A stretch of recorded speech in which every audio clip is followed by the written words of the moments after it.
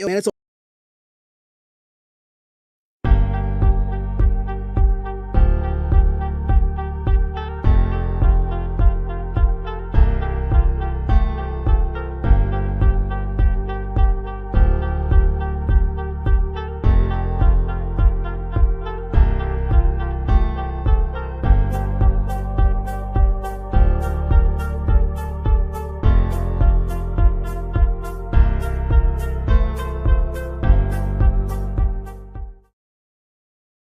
Yo, man, it's almost 4:30. I gotta get the fuck out of here.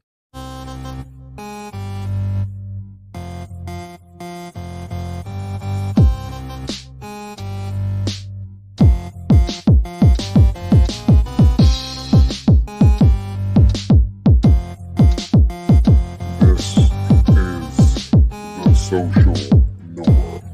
1, 2. You want top dollar and pop bottles and drop knowledge. Hit the throttle on nice autos without college. Do yourself a solid, put them boys on your screen. Wait, who do you mean? I mean Canteen and Beans. When the social norm is on, you better pay attention. They teach you lessons, make you laugh when you're stressing. Must I mention that the style is infectious? I gotta have it, I gotta have it. The rapid fire gabbing on my tablet. My boys established a gamut of information, from relations to dating to when your leader gets impatient. They're lacing the nation every Monday, Wednesday, and Friday at 4:30. The Social Norm Podcast, you heard me? It's the Social Norm. And I'm just getting warm. It's the Social Norm. And I'm just getting warm. It's the Social Norm.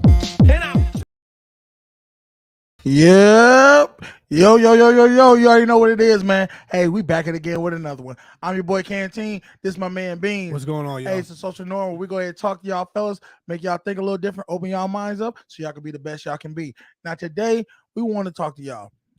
We want to talk to y'all about how life can be hard. Now, the reason I came into this episode was because things that happened in my life and things that happened to others in my life that I realized everybody goes through this. Mhm. But I gotta give y'all a disclaimer. This is me and Beans' personal opinion. This is not factual. This is not the end all be all. This is not the who said and why. This is just how me and Beans see things. This is our personal opinion. You got yours, so you're gonna respect them both. You feel me? Now, something happened in one of my family members to where something bad happened to them. Something that they thought they deserved, that they had worked hard for, and it didn't come to fruition. They didn't get it. All right. And they got to a point where it was, emotional, because when you put in the work, you put in the energy, you see it to where it's so close to grab, and it doesn't come, you don't get it. You be like, boo-hoo, why does the world hate me? Okay, Right? I get that. I understand that. But the thing that we all have to realize is life is hard. Life is not supposed to be easy. If life was easy, you wouldn't know what hard is. The reason we need hard, we need things, we need struggle, is because we need to know how it feels to want something and deserve it. You go through the trials and tribulation of failure after failure after failure, and then when you finally get it, you're like, wow, now I know what winning feels like. Yeah. It's like, you ever hear that phrase? It's not the destination, it's the journey. 100%. Like if you've never experienced, and I think that's why, and I hate to be morbid like this, but I think that's why a lot of like people who are like born rich and stuff like that, and then they're broke. Yeah. I think that's why they kill themselves, because they cannot Fathom. Oh my God, what am I going to do now? My life is over, because they never had to deal with that hardship. It hits them like a ton of bricks. And I think also with the struggles, it gives you a purpose of, okay, you know what? When I do get this, I know to respect it. I know it's not something just given out to anybody. I had to work for this. Yes. I had to put in the time, the energy, and had to go through, the mental struggle of not having it. Yeah, you're not going to take it for granted. And really not. I'm telling you right now, the times in your life when you're gonna fail and you're gonna feel like, damn, I'm failing every angle I go, I fail at this. Guess what? That means you're this much closer to getting it right. You wouldn't be when you start feeling like I'm about to quit, I'm almost done with this.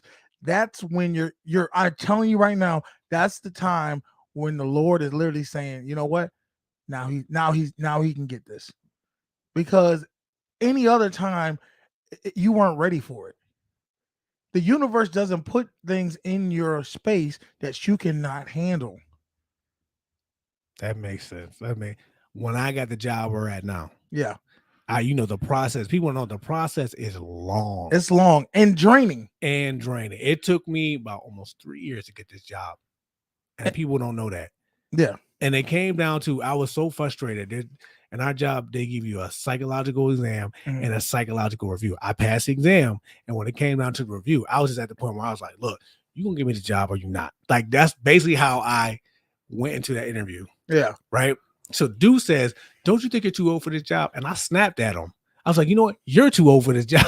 And I thought, I know I have moments where I don't think, I just react. Yeah. And so my lady goes like a month, like 5 months go by, and I don't hear nothing. Yeah. So finally, I just tell her, like, "Look, this ain't gonna happen. This is not gonna happen. I messed up."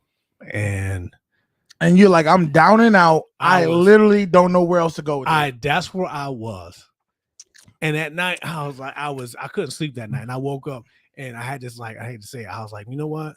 Fuck it. That job ain't got me. I'm gonna go ahead and get another one. And look, hey, you know what happened the next morning? The very next morning, they called you. They called me. And you know what? I think, and this is just me, this is the universe saying, and this is me really believing this. If you would have been like, you know what? I'm just, I'm just thought negative. Like, you know what? I'm not going to overcome this. Cause like, even if this door doesn't open, you're like, you know what? I'll find another door. I'm going to make it, whether they don't want me to, or you don't want me to, I'm going to make, cause I say I'm going to make it.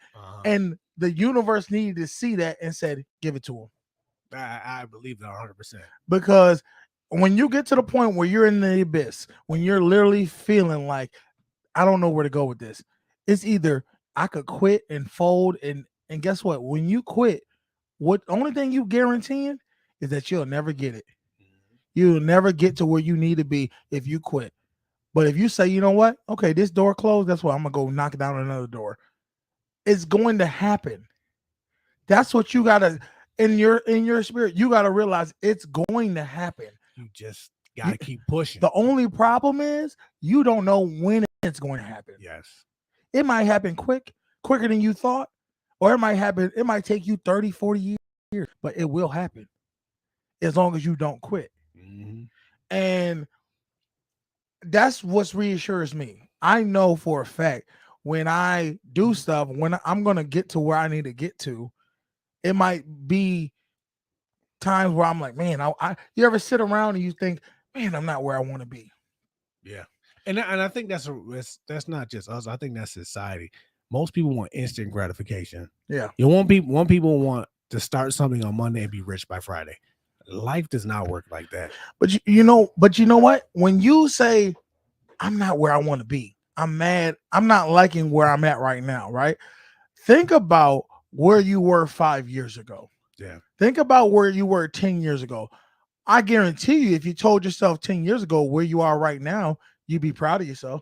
Oh, definitely. But you lose track of it because right now you're focused on the present. Yeah. You're not focused on the journey. You're not focused on what do I need to do to get to the steps I need to take to get to the next level. Exactly. That's why when they hire us when I went to the academy, Uh-huh. it wasn't nothing they can do to me. Because you had already made up in your mind. Yeah. You went through so much hell to get it. Yeah. You knew there is no other way. Yeah. I literally had nothing to go back to. And I was like, you can cake me all day. You can make me do 1,000 push-ups. I'm going to do them. And I'm going to be right back here tomorrow. And this is the thing. When I got it, it took me a couple years. I knew I didn't want to go back to what I was doing. Yeah. I wasn't going back to what I was doing. I already told myself this. And I said, if I start something, I'm going to finish it. I had already made my mind up. It was hell. There was a lot of people who quitting, leaving in the night. Listen, all kind of stuff. That first day they make you want to quit. Oh yeah. And I was like, Did you have to? Okay, let me guess. Did you have to wear that suit and then hold Yes, I all your did. luggage? yes, I And, did. and don't. It better not hit the ground. Yep, that's how they did. That's how they did us, right? And here go the thing. I forgot something. What? I forgot a license. I had a new one. I had my expired one. Somehow I forgot my new license, and I gave it to dude, and he was just going in on me. Yeah. And after he was said and done, I was like, "So can I go back in line, or what's gonna happen now?" And he was just like, "You know what? Just get back in line." Yeah. I was just like, "Are we done?" All this, because I'm gonna say right now, what's gonna happen is you're gonna get haters. You're gonna get people Yeah. who try to discourage you, Yep. and they're gonna tell you you're not worth doing. You're never gonna make it as this. Yes. Guess what? Who are they? You need haters for motivation. You need haters in life because everybody plays a role. And Mhm. understand something. If you don't have haters in your life, you're not doing anything. That's true. There's a reason every celebrity has haters. And it's usually people they don't even know. It's most likely the people who They don't know. You don't need to. What you need to do is accept that they play a role. Don't listen to them, because the reality is the only way you listen to haters if you just want to be a hater yourself. They more times than not, people who hate on other people is because they have nothing else for themselves. So they have to find their time in other people. So they critique other people. So I'm saying, understand life is going to be hard. There's going to be obstacles, and embrace the obstacles. Understand that they're going to be there. Deal with them and say, okay, cool. You hit me with this. And one of the greatest movies, just off of a small scene, is about 2-minute scene, is the Rocky Balboa. I think it's Rocky 5. I think it's called Rocky Balboa. It's the one where his son's fully grown up, and Rocky he's been retired, and he wants to come back to I think fight. that's 6 actually. Is that 6? 5 is when he was broke. Oh, okay. What's the one where he has the restaurant? I think it may be 6. It doesn't really That matter. is 6. That is Okay. 6. Well, in one of the scenes, he's literally talking to his son, where his son is mad that he's restarting his life in the boxing, because he's like, look, my life is just starting to get okay, and I've pretty much lived in your shadow, and people make fun of me because I'm your son and I'm not how great you are, and I don't want that for my life again. And Rocky pretty much says, you gotta stop being a victim. It ain't about who says you can't do something, or she says you can't do something, or anybody says something you can't do something. It's about, if life's gonna hit you, it's gonna hit you and knock you down and try to keep you down if you let it. It ain't about getting hit, it's about what you do after you get hit. Is you gonna get back up? And that's all. That's literally what we want to talk about. This whole is just getting back up.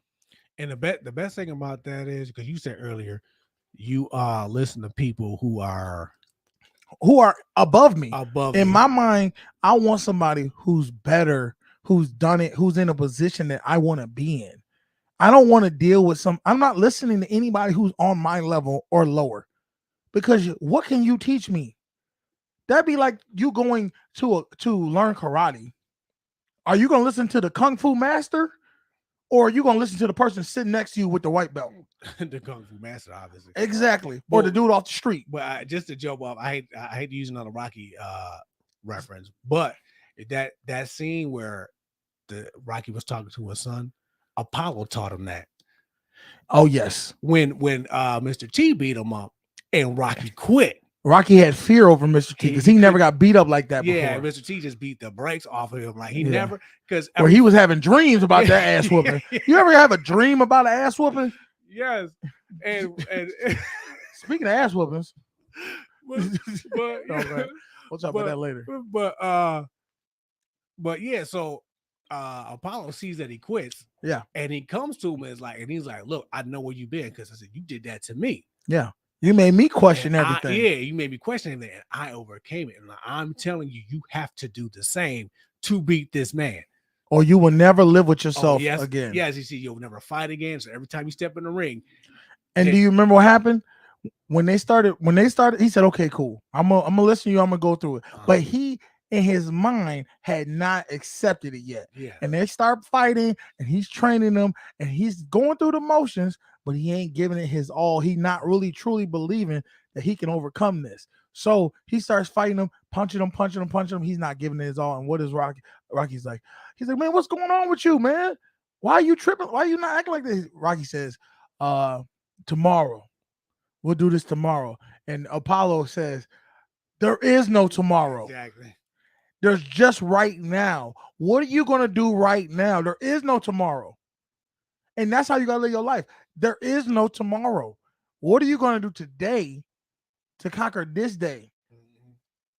You know what I mean? We don't have tomorrow. Tomorrow's not promised. Exactly.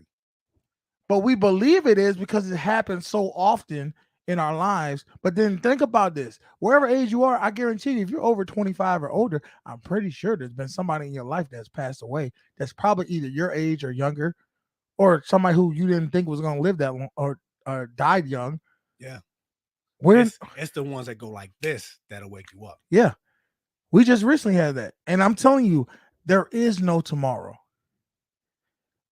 Live your life for today. Exactly. And do the steps that you know, set goals and say, okay, how do I achieve these goals? Do something every day, and then eventually you'll start seeing the change. Can't conquer tomorrow if you don't conquer today. I was just watching that today. This is what I did today. I'm gonna tell y'all. So I was feeling down because we've been working out. We've been trying to get our bodies right, working out, trying to get our mental right. But I've struggled with fast food. I've struggled with I'll do good all day, and then something will tell me I won't even be hungry, and I'll go hit the fast food. And I had to realize we talked it out when we were doing our walks today. We did. I eat the fast food because I feel like I don't deserve to be accomplished. I don't deserve the good things I need. So I destroy myself by eating the fast food to punish myself. And I had to say, you know what? I got to change my subconscious. I got to start believing that I am good enough to not destroy myself. What is it called? Self-sabotage. Yes, it is. That's what we talked about. A lot of us self-sabotage ourselves. And the reality is, all of us self-sabotage ourselves. Most of the time, the reason you're not where you want to be is only because of you. That's it. Like we say, it's you versus you. You don't believe you're supposed to be where you want to be.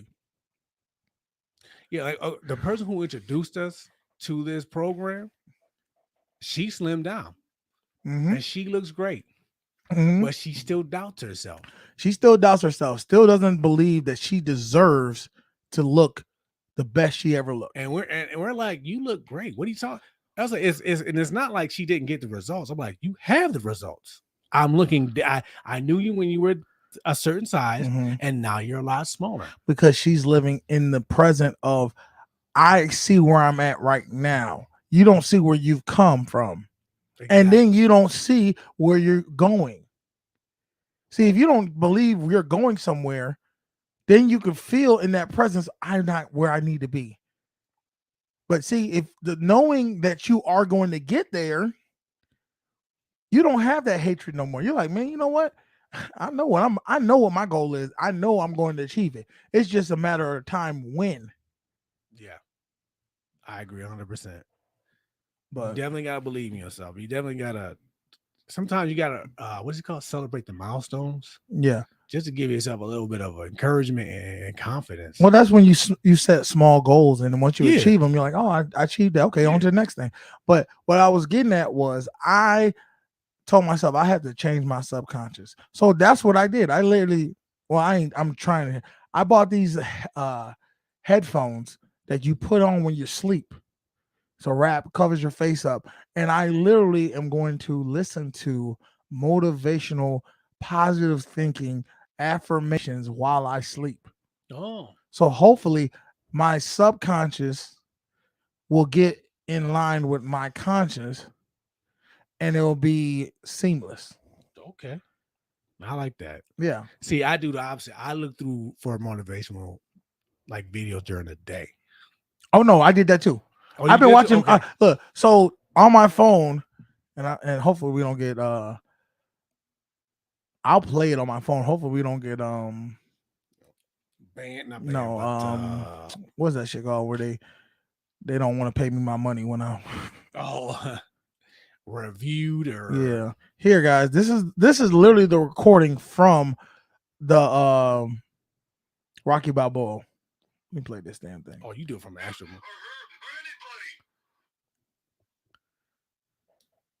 But somewhere along the line, you changed. You stopped being you. You let people stick a finger in your face and tell you you're no good. And when things got hard, you started looking for something to blame, like a big shadow. Let me tell you something you already know. The world ain't all sunshine and rainbows. It's a very mean and nasty place, and I don't care how tough you are, it will beat you to your knees and keep you there permanently if you let it. You, me, or nobody is gonna hit as hard as life. But it ain't about how hard you hit. It's about how hard you can get hit and keep moving forward. How much you can take and keep moving forward. That's how winning is done.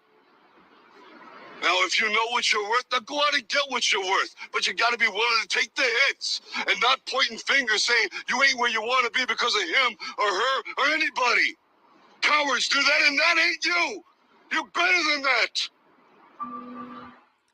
Now, that right there, I had that playing when I got home. I had that playing over and over and over while I was in the shower because I need to put it in my head. I'm not a coward. Don't play that victim role. I'm in control of what I want to control. No one else. That's deep. I forgot about that movie. I forgot about that scene too. Oh, and that scene made the whole movie because everything he was saying was real facts. It really is all on you. This world is not meant for the soft. This world is not meant for the weak. It is meant for the strong and the perseverance. That's why you look at literally nature. The strong survive. Exactly. And the weak will perish. And I mean from physical to mental to spiritual to everything. You have to be strong and realize there's going to be battles that you're going to face in life that might really sidetrack you, that you don't be like, damn, where'd this come from? I didn't even see this coming. Mm-hmm. But guess what? If you know, if you lay down, the world going to keep you down. But if you don't have that victim mentality and you stand up and take that punch and keep it moving, guess what? The world's going to reward you too for your perseverance. That's why that's why when I'm starting to cut off people who have victim mindsets. Like, remember when we were sitting, remember the other day we was talking and I said, something one of our friends said was trying to show us a picture of somebody. And I was like, look, I'm gonna be honest with you. I don't really care about that. You don't got to show it to me. Oh, yeah. I forgot what we were talking about. I know what it was. It was some picture of some boy. Oh, yes. I remember. Yeah. Beyonce's sister's brother, son. Yeah. And I said, I don't need to see that. I don't need to waste any time of something I don't care about. Yes. And it wasn't that I was trying to be rude, even though they might have felt it was rude. But I was just like, you don't have to show me. Because at the end of the day, it's wasting your time and mine to talk about this. Because I'm not going to care about it. Yeah. It's not bettering the situation or you at any point. So, and I think it was because we were talking about something that was, to me, was serious in the sense of not quitting on yourself. Yeah. And they tried to side, and I was like, no. Yeah, they tried to side. I don't remember how we got on that. But anyway, yes, I agree 100%. You gotta cut these people off. Like I had to stop listening to, like you said, haters. You know, you need them. I need you. Haters. You need them, yes. I need all y'all to subscribe right now and hit that like button. Tell a friend to tell a friend, because we definitely appreciate all the haters who try to tell us how to run the show, try to tell us what topics to do, try to tell us how to live our lives. I appreciate all y'all, because the reality is, without you, No, honestly, without you or with you, I was still gonna do what I want to do. Yeah, we're gonna live our life how we want to. But it lets me know I'm doing something right. When I have people come to me and try to tell me how to do certain things, it lets me know I'm doing it right because they are focusing more on me than they are themselves. So that must mean I must be worth focusing on. Yeah, they've listened enough where they had to respond. Yeah, and that's where we at when it comes to now. If you guys want to go ahead and give, donate to the show, you know what it is, man. That's that Cash App right there. Hit the one time with the one time. My man need them Lunchables. What's your favorite Lunchable? Oh, I always love the pepperoni one. Ooh, them solid.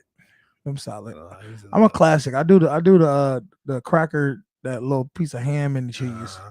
Yeah, but That's I- good though. it is. Now, speaking of your diet, I want to ask you a question. I Go always ahead. love to ask you random questions just to see your take on it. Go ahead. Okay, so your diet, right? Yeah. We talked about your subconscious and things like that. Mhm. I remember today that this diet is based off your mental health and not your eating habits. I guess you talk to a psychologist and they figure out why you eat this way, and that's how they fix your eating habits. Oh, that makes I sense. was trying to look for it because I saw a commercial for it like 5 times. And you know what? Yeah. I've always said I really believe it's just your brain. You know, there's something inside my brain that is not letting me focus on what to better myself. Whatever my brain's telling me is this is thinking it'll better me, but it's not. The fast food, the addiction to that, and all those other things. Yeah. So I can honestly say that's just weak. It's just being weak. And I mean, I'm just gonna have to just keep working on it, trying to get past it. You know That's what I all mean? you Move can do. past that. Because I used to be a big stress eater. That's what that's what it was. I'm a stress eater. I would go hard on that McDonald's. When I do something that I don't feel benefits me,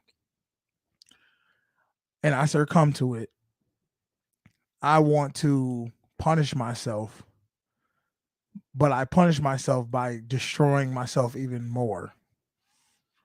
Instead of trying to punish myself with a positive thing like go work out or read a book or whatever, I try to punish myself by saying you don't deserve to be healthy. You don't deserve to be looking good. Eat this fast food. Yeah. And that's why I had to learn how to redirect my energy. Because like you said, I would either eat or I'd go out and do something I wasn't supposed to do.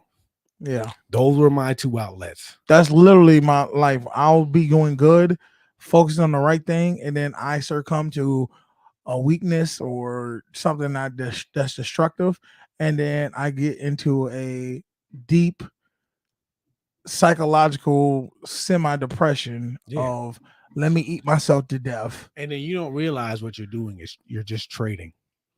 You're satisfying that moment to feel bad later.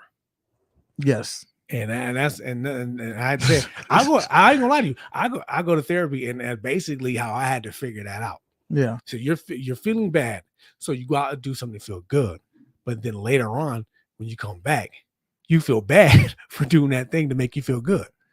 And I think when I start doing things that are good for me, my subconscious is like, when I'm starting to get a little steam, you know what I mean, losing some weight, feeling better, my subconscious will tell me, you're just faking. You're not good enough. Yeah. You're not really gonna succeed in these things. So why don't you just go back to what you know, which is eating horrible food and being a piece of shit. And listen, it's comforting. It is. That's why people like that 600-pound life. That's why they do it. Yeah. That's their comfort. And this is the thing about comfort. This is the worst killer of all humanity, because I'm gonna tell you this how sick comfort is. You ever see those movies or scenes where they have a animal that will be in a cage? It grew up, literally never left the cage ever. It lives in that cage. Right? You could open that cage up. It's been living there for years. That's its comfort zone. At first, it's a prison. It's always a prison. It doesn't, but the prison doesn't even. It transforms from a prison to your safe haven because you've been there so long. You've been in such a prison so long that you get institutionalized. Exactly. You don't see them as you don't see it as a cage. You don't see it as a cage no more. You see it as this is my safe place. And then what happens is they open that door up to let you out so you can be free. And you don't even want to accept it. You don't even want to. That dog won't even accept freedom no more. It wants to stay in that cage. Anytime he goes out for a second and in any trouble, he runs to that cage. Exactly. Because he knows that cage is safe. I'm going to be comfortable in that cage. But comfortability doesn't give you growth, doesn't make you be challenge you at all. It kills you. That's what it does. Yes. Because slowly. Because what captivity does is it makes you think, okay, it's keeping things out. But what it really is, it's keeping you in. Captivity, I don't think it makes you think it's keeping things out. I think it makes you, when you first get captive from being free, if you're free and you be captive, you're trying to break out of this as much because now it's keeping you from everything else. And you want to be with those other things to have. But then when eventually you get over that, and then you get to the point where you're like, oh, but you know what? It also keeps the bad things from me that I had to face before, my fears. It keeps my fears away from me. And this is what we were just talking to our friend earlier. I said, when you have a fear, the only way you get past the fear is to face the fear. And accept it. You have to accept it. And then by accepting it and keep approaching it, keep facing it, guess what ends up happening? You end up getting bigger and bigger, and that fear gets smaller and smaller. And then to the point where it's not a fear anymore. You own it. It can't destroy you no more. Exactly. And that's the key that a lot of people either don't know or don't want to realize. That literally the only way you get past fear is facing it. Right, you're going to be afraid of things. That's another part of life. The fear is going to be there. Yes, it is. I'm terrified of flying. I told my lady one time, if you look to me for help, don't do it on an airplane. Can I ask you a question? Yeah. You were terrified of flying. Yes. Were you terrified of flying when you never had flown before? Yeah. Or did you have an experience that made you terrified of flying? Well, I've always been afraid of heights. When I was a kid, my father tells me this is probably why I'm afraid of heights. When I was a kid, my father was supposed to be watching me. Mm-hmm. Fathers are the worst babysitters. He said I was high up on the stairs, mm-hmm. and I fell down the stairs. He wasn't watching me. I fell down the stairs. I was hurting everything. You laughing, but he said ever since then, after that happened, I couldn't go high up anywhere. Okay, like I could. He could. It's like if he tried to pick me up or whatever, I would freak out and things like that. He said. Well, technically, you was never high up. You just was.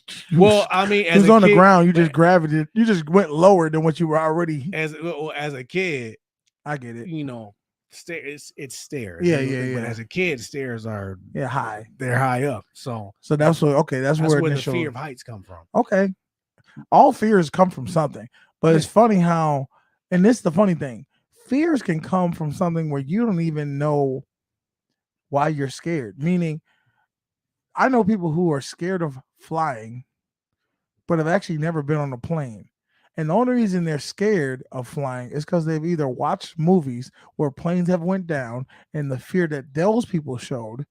So they see someone being scared. So it makes them say, well, then I should be scared of that.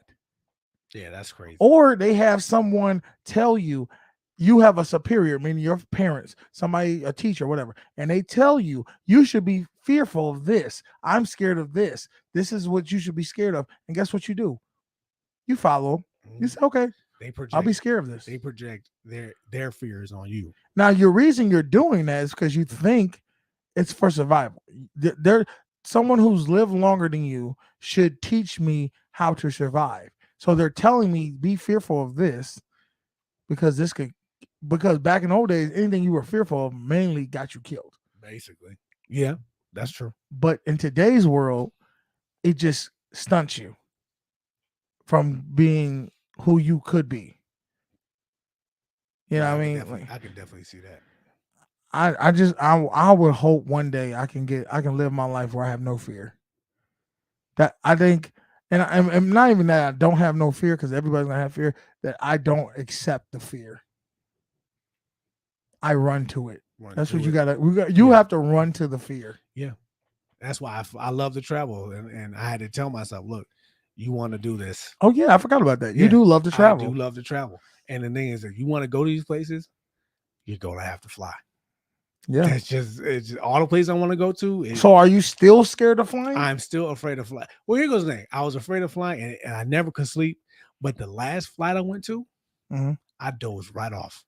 Okay. I think I'm starting to accept that flying is not really that scary. It's not that scary, because when I first flew to London, I think it was like a 6 or 7 hour flight. Yeah, I'm still jealous about and that. You get there, man. I told you you could go, but I was awake the entire time. So I could not sleep days. I don't know if I want to go the whole time to London and not sleep. That's a long flight. The fear had me. I couldn't. Oh, because you just saw that water. I could. Here goes the thing. You don't even see the water. What you don't realize is we left during the day, and the time difference. There's a point where you don't see nothing. What do you mean you don't pitch see it? black? Like, out in the sea, you can't see anything because you're crossing over into that time change. People don't realize. I didn't realize that, but even though I looked out that window and couldn't see, y'all left at the daytime. They're 6 hours ahead of us, 6 or 7 hours ahead of us. So you're So you're actually moving forward. Yeah, time is moving forward. See, we left. I think it was not backwards. No, we're not. When you come back, so if you're leaving, going backwards. So if you say you leave at 2 p.m, it's really 8 o'clock at night there. You're flying. Yeah, you're flying, and then you're gonna get there, and it'll be 1 o'clock in the morning by the time we get there. Yeah, because people forget to add that on there. It's like you're already 6 hours ahead. You got to fly 6 hours. Yeah. So it's just you're losing almost. You're almost losing like 12 hours. Yeah. So it would mess with your mind. Like we would leave. I think we left on like a Friday night. I think it was. And by the time we got there, it was like Saturday. Like going Friday, into the evening. Friday afternoon and left at Saturday morning. Yeah, something like that. It was going into to them, it was the next day. Saturday evening. Yeah, it was like Saturday evening. Yeah, it messes with your mind. I believe that. Does. And what's worse is when you leave on a Monday and you come back and it's Monday. That's the part that messes with you. You Twilight Zone. Forget you're going back. You gain those hours back going. I believe, yeah. Back. You messing with your. I've never had to do flights that were that long. The worst flight I ever been on was from Washington D.C. to Las Vegas, Nevada. Okay. It was time difference there. Well, it wasn't that. It was just such a long flight for me because you got to realize Washington D.C. or is like right on the edge of the East Coast. Oh, okay, yeah. California, like I pretty much flew the whole country. It was no like stop in Chicago and go. It was straight shot. So I'm like, the flight was 6 hours. Okay, it was like 6 hours. It was like 5.5, 6.5 hours. It was 6.5, I think. And I was like, this is crazy. Like I went to sleep like 4 times and woke back up, and I was like, and the how flight, much time? The flight on the UK, they have movies there. I watched every movie they had. Yeah, we had movies on this one too. It was 3 movies, I guess. And I like to thank these stewardess because the best flight I ever took was British Airways. This lady could tell I was about to freak out. She could tell. Why are you about to freak out? Because it went pitch black. Flying was pitch black. She could tell. This lady did everything to try to calm you down. She gave me a blanket. She gave me headphones. She gave me things to drink. She came and checked on me every now and again. I wish I could remember her name, but I will never forget this lady. Bridget. She looked out for me, and I was like, and I had to tell her at the flight. I was like, yo, I'm telling you. I said, you really. She was your angel. Yeah, I said, you really saved me on this flight. She said, I can tell you was having difficulties. I was like, Because so there's certain things you gotta do when you go on flights. Stuff I always bring. Oh, you know what? Here, can you grab that? Okay. Grab that. I always bring these. The headgear, you put on your head, Uh-huh. get your neck game right, and then I bring bubble gum. You gotta have gum Yes, you do. because the gum is gonna open up your ears, so your ears won't pop, and you won't feel like you can actually hear. So I bring gum. I bring that. I bring either a jacket or some type of cover because I need to. It gets cold when you get up in the air. It gets cold. Yeah. And for some reason, I overheat though. I need like those fans coming on. I'm thinking about buying one of those things that you can put on and it's just a fan that just like blows right in your face. Think about getting one of those because just in case it gets hot, I sometimes will just overheat and be burning up. You don't ever have that? I listen. I used to never bring any of that stuff because I was the alert guy on the plane. Everybody asleep. I am wide awake. Did I ever tell you my the scariest moment I ever had when I was on the plane? No, go ahead. All right, so I was flying to North Carolina. I got to North Carolina. That was fine. I was flying to North Carolina to Memphis. All right. So we waited. They were like, oh, the plane's having some issues. All right, cool. So we got on the plane. We got on the one plane. And then after about an hour, they said, you got to get off. So they got us off. They said, we got to get you another plane. This plane's messed up. All right, cool. So about 30 minutes go by, they give us another plane. We reboard. Come to find out, they never gave us another plane. It was the same. It was the same plane. They was just said they fixed whatever the problem was. Okay. So they had to go through all these checklists, whatever. We fly off. We're halfway in the air. We're in the air halfway to our destination. So we're not even in North Carolina anymore. We're somewhere in another state, but we're halfway to Memphis. They get called, something's wrong with the plane again, and they have to fly back to North Carolina. So instead of just keep going to Memphis, we had to fly back because somebody didn't sign off on something, whatever case may be, of this plane. So we fly back. Now, mind you, if anybody knows about flying, they put a certain amount of gas in the plane that has to be burnt out by the time they get to wherever their destination is, so the plane can actually land. If it's a full, like if you take off, you can't just land right when you take off. You can in the same airport. You couldn't do that because there's so much oil and gas that they have filled in there that it weighs the plane down more. So they're expecting to burn it off in the air and then land when it's less. So we get back to the airport in North Carolina and we can't even land. We have to fly around for 30 minutes to burn off this gas. That wasn't the bad part. But I already told you, I'm like, man, what the fuck is wrong with this plane? So they're like, okay, we're going to land now. They go to try to land. And you know the little wheel part that comes out? The landing gear? Yeah. The landing gear is jammed. It won't come off. Mind you, the landing gear is literally how to land the plane.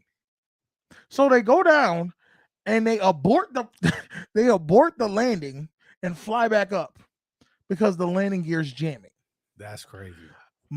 Dude, when I tell you, you had old folks holding hands in tears. People were just like praying, and I'm just sitting there like this. Not like this, Lord. Not like I am like I've always had fears that I was going to. I was like, I don't want to die in a plane crash. I was like, I don't want to die. That's not how I want to go out. So I was like, please not like this. Please not like this. Give me some other. But it made it worse because I'm looking at everybody and they're just like all fear, crying, holding hands, calling people because now, like I said, we go back up in the air, flying around again, and they're like, yeah, this is your captain speaking. Yeah, we had to abort the first landing because the landing gears jammed. But we're gonna go ahead and go for another round. And, Check it in. and here's my thing. Why Tell us. would you tell us that? That's what I said. Why would the hell would you tell us that the landing gear is jammed and it won't open? See, God, I couldn't have been on that flight. Dude, I was freaking out. I was like, dude, look. He's like, we're gonna go ahead and make another attempt. All right, everybody, just keep your seatbelts and hope for the best. I might have been, for the love of God, we're all going to die. I would have been. Oh my! I'd have hit you. I would have been. Oh, for the love of Yeah. there was some people like doing this, like just shaking it around. I'm just like this. Come on, man. Like, Lord, get me through this. So Now, how We- you are like there? I used to be like that on every flight I was on. we're doing this. Just like, oh my God, I can't do this. I'm freaking out. Yeah. And you sit in there, you're like, I'm about to freak out. I'm about to fucking get me on this fucking plane. Yeah. So they finally go for the second landing and it opens up and we land. When I tell you, I was like, get me off this motherfucking plane. I told him, I said, I don't give a fuck what y'all do. I am not getting back on that plane. I don't care if you say it's fixed. I don't care if you say I want a whole new plane. Everybody was like, we don't even want to. I'm not getting back on that plane. Like, shut that plane down. The fact that you even said you were getting us a new plane and then you gave us the same plane Mhm. lets me know. And then they didn't want to give you your money back. Like, I was like, dude, y'all, I shouldn't. I missed my appointment. I was trying to, family reunion, whatever. And I was like, you know what? I think y'all should pay us, give us a free trip for this. They're like, we can give you your money back. I'm like, I'm in North Carolina. I don't live here. Well, we can give you your money back. So are you gonna get my money back and I can fly home? So let me tell you what happened. I ended up, so a lot of people got stranded. It was me, this one dude who lived in Memphis, and these two British women. They everywhere, man. Two British white women. And I'll show you the pictures later. We said, what's the closest place? Because they said there's no more flights to Memphis till tomorrow. And they were like, we can get you a hotel. I'm like, I need to be there today. So I was like, all right, why don't you get me, what's the closest place you can get me to? The closest place they could get us to was Mobile, Alabama. So me, this other dude, the dude from Memphis, and the two other people said, why don't we go to Mobile, Alabama, rent a car, and we'll drive to Memphis. So that's exactly what we did. We flew to Mobile, Alabama. There was nobody. They got a rental car, and my man drove. I sat in the front seat. The two girls sat in the back, and we sat there and talked the whole ride to Memphis. And come to find out, this is how you know the universe works is funny. Do you know that dude who was from Memphis, the white dude who was driving the whole way? Me and him had the same birthday. No. The We- universe speaks. We both had the same exact birthday, and the two women, it was something else that they had that was something similar to us, and I was like, that's freaky. And when I tell you, and let me find the pictures. We dropped those two girls off at the Heartbreak Hotel in Memphis, Tennessee, right in front of Graceland, where Elvis. Elvis was Elvis. born, or not born. Elvis lived, and I swear we're like, I mean, I don't talk to him like that, but I made some friends, and let me see if I can find the picture. If I can find it, I will show it to you. Okay. And Yeah, I was that's- like, that's just crazy how. But this crazy. What I mean, all I wanted to say was, experiencing life, going out, taking risks. You end up getting some of the best stories Yeah. or experiences that you've ever faced. Nothing ventured, nothing gained. Yes. Yeah, I understand. I might have been like, for the love of God. Dude, you did not want to Nah, listen, I've had my share. When last time I flew to England, we take off and we start the captain once again gets Here we on go. and goes, yeah, we had to divert to Toronto. We forgot to fuel the plane. Okay. So this was I'm not gonna show. Well, I don't know if I can show y'all. Can y'all see this? All right, maybe y'all can't. This is me, and these are the two ladies and the one guy. But we were at the Heartbreak Hotel, and I never got to see the Heartbreak Hotel before. And the one lady was real cool. The other lady was real cool. I don't think they knew each other either. I think they met each other, and it was like, let's go across the world and check out different parts. They went from New York City to Chicago to now they're going to Memphis. They went through the whole major cities in the United States. And that's crazy because I've met people like that. That's how I end up going to different countries. I met people. They were you. Yeah. You were in America wanting to go to England and other places. They're in England and them saying, I want to go to America. Yeah. I want to see what America looking like. See, and it's crazy. And that's the thing. I don't know I just felt like we were the most odd couple. You got a black dude, a country white boy, and two British chicks. Listen.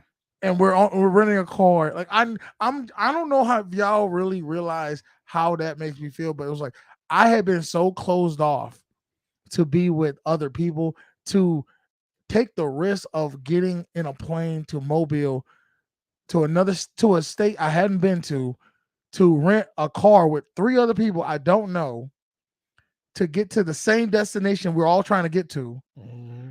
It was like we all bonded as like a union, like as a team. It's like, we're all going for different reasons, but we all need to get to here. And just think, somewhere 3 other people are telling us the story how they were with a black dude in this whole plane situation. We met this black dude and we all drove. We all flew to another city that we weren't even supposed to be at to get a car to rent and to drive to the city we were trying to get to. Just know, somewhere in the UK, they're showing their picture of you. Yeah. And one day you might be walking somewhere and you're like, yo, that's the guy. Dude, if I ever met them again and see, look, I took pictures of Graceland. I hope you do, man. I took pictures of them. I was like, I ain't never been here before. I'm gonna take a picture of this. I was like, that was pretty cool. So, that was your little adventure. It was, and I appreciate them not killing me and putting me in a goddamn ditch or something. Because that's what I was like.